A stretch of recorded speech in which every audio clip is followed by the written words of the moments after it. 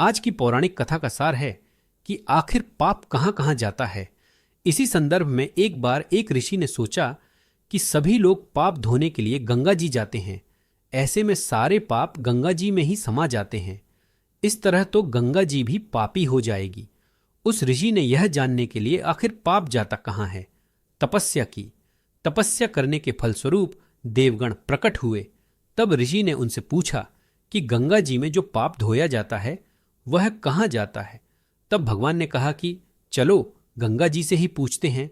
ऋषि और भगवान दोनों ने ही गंगा जी से पूछा कि हे गंगे, सब लोग तुम्हारे यहां पाप धोते हैं, तो इसका मतलब क्या आप भी पापी हुई? तब गंगा जी ने कहा कि मैं कैसे पापी हो गई? मैं तो सभी पाप लेकर समुद्र को अर्पित कर देती हूं। इसके बाद ऋषि और भगवान समुद्र के पास गए और उनसे पूछा कि हे सागर, गंगा जी सभी पाप आपको अर्पित कर देती है, तो क्या आप भी पापी हो गए? तब समुद्र ने कहा कि मैं कैसे पापी हुआ, वो सभी पाप को भाप बनाकर बादल बना देता है।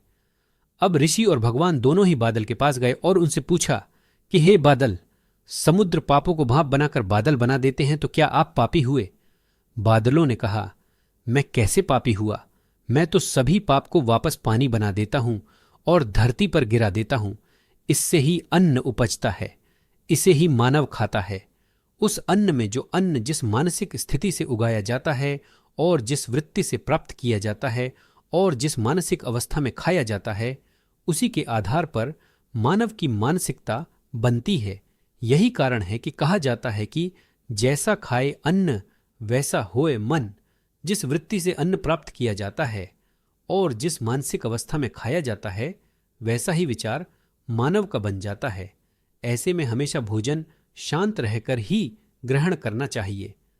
अन्न जिस धन से खरीदा जाए वह धन भी मेहनत का होना चाहिए। इसलिए पाप और पुण्य का कारण मनुष्य खुद ही होता है, क्योंकि भगवान ने केवल मनुष्य को ही सोचने और समझने की बुद्धि दी है।